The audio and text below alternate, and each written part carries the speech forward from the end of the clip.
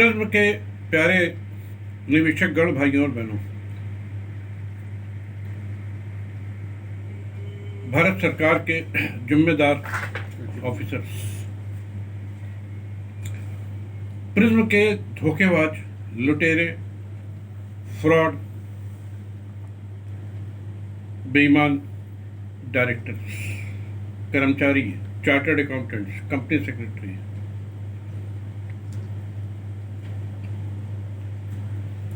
जिन्होंने Prism Infracon, Prism Industrial Complex, Prism Organic Greens और अनेक प्रिज्म कंपनियों के माध्यम से तकरीबन 200 करोड़ रुपए तो फर्जी डिबेंचर जारी करके लूटा और तकरीबन 800 करोड़ रुपए अन्य साधनों से लूटा।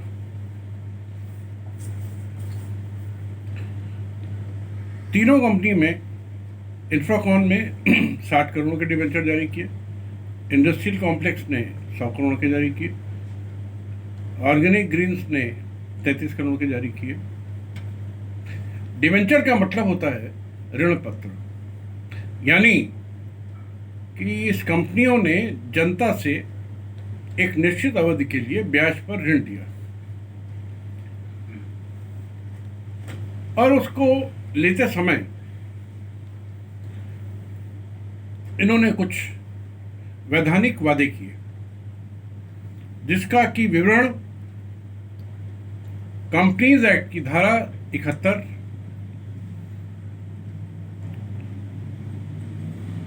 और सेबी एक्ट में दिया हुआ है। कंपनीज एक्ट और सेबी एक्ट कहते हैं कि आप जो डिबेंचर जारी करेंगे तो आप एक डिबेंचर रिडेम्पशन रिजर्व फंड बनाएंगे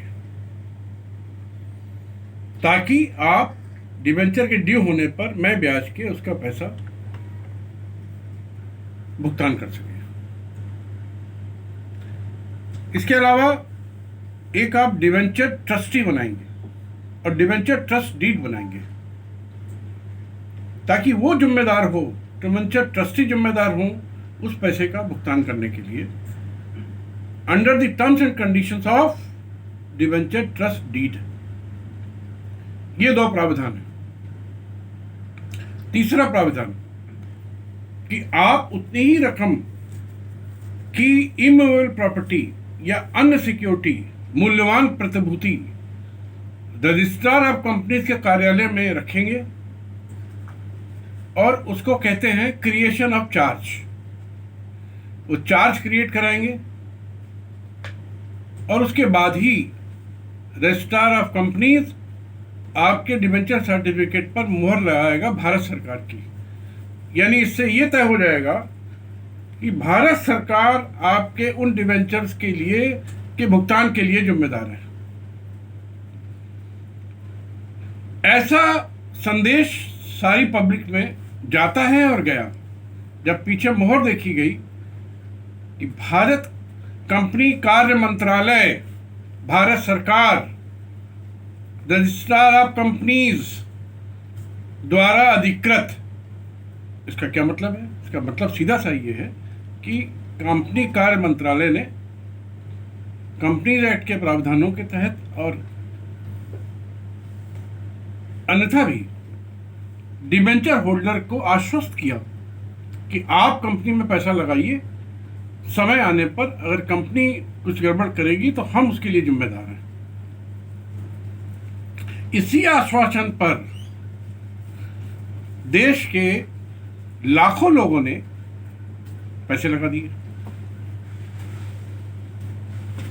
कंपनी ने बढ़िया अपना पैसा लिया और बढ़िया बड़े बड़े बंगले बनाए, बड़ी बड़ी गाड़ियां ली, विदेशी टूर किए और एफडीआई कराई, अपने परिवार को एकदम मजबूत कर दिया और बस लापता हो गई।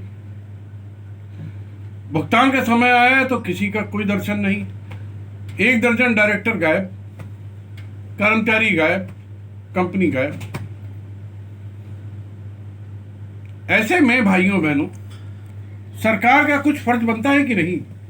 प्रशासन का फर्ज बनता है कि नहीं मान लीजिए यही रुपया बैंक ने दिया होता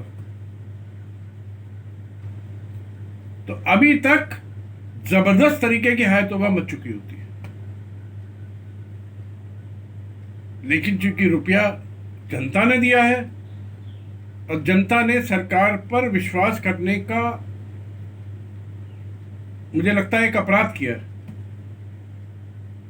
तो सरकार को उसकी चिंता नहीं है।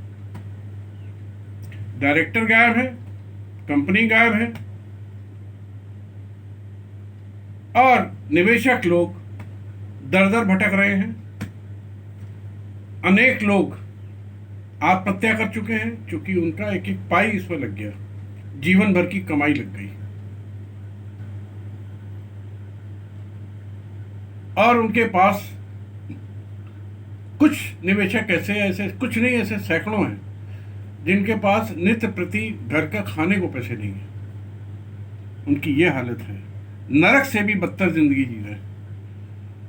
लेकिन ना किसी मंत्री को परवाह है, ना रिजर्व बैंक को परवाह है, ना किसी आईएएस को परवाह है, ना किसी आईपीएस को परवाह है।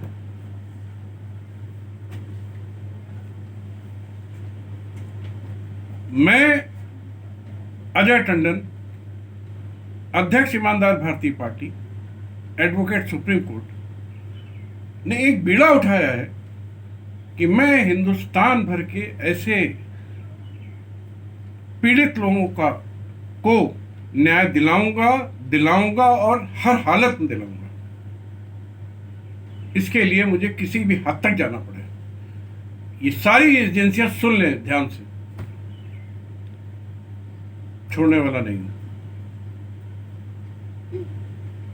फ्रॉड की इंतहा हो गई। प्रॉपर्टी को लेकर के पेपर दिए इन्होंने, कुछ स्कीमें चलाई कि हम प्रॉपर्टी बनाएंगे, वो प्रॉपर्टी देंगे, वो भी गायब होंगे।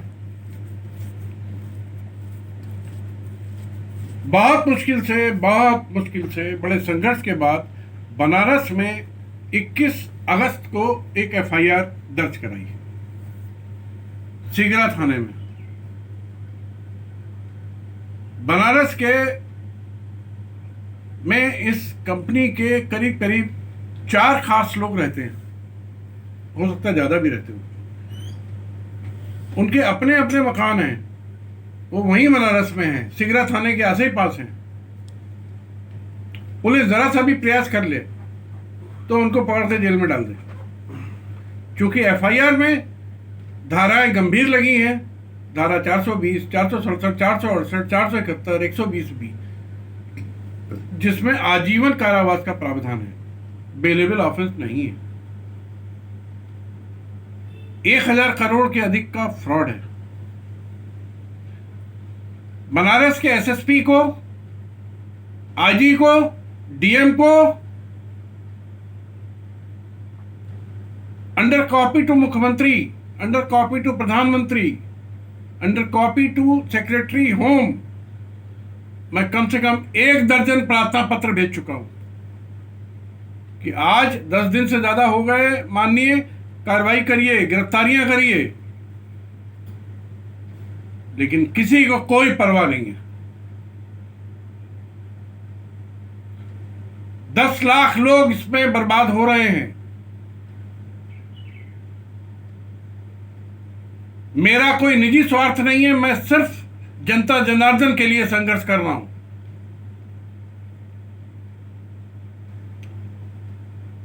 इस देश के आईपीएस और आईएएस मंत्री जब नौकरी ज्वाइन करते हैं, मंत्री पद लेते हैं, तो शपथ लेते हैं संविधान की। मैं उसी संविधान का हवाला देता हूं कि अपनी ड्यूटी, संवैधानिक कर्तव्यों को निभाइए। इसको कहते हैं लॉ एंड ऑर्डर का मेंटेनेंस। जो बिगड़ गया है, हर लुटेरा लूट रहा है और भाग रहा है, और आप लोग कुछ नहीं कर पा रहे हैं, तो उसको पकड़िए, इस देश का लॉ एंड ऑर्डर को संभालिए, गरीब जनता की बात सुनिए। अपराधी और गंभीर अपराधी लोगों को पकड़ के जेल में डालिए।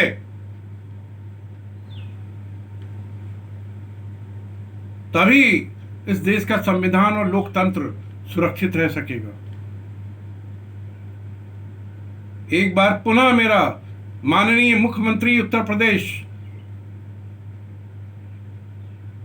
आदरणीय योगी आदित्यनाथ जी से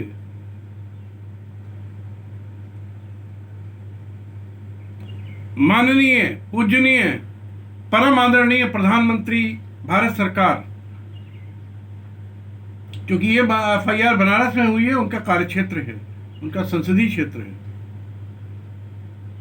एक बार पुनः बनारस के शीर्ष अधिकारियों से, DM साहब से, SSP साहब से, IG से, कमिश्नर साहब से, SP साहब से हाथ जोड़ के सविनय निवेदन है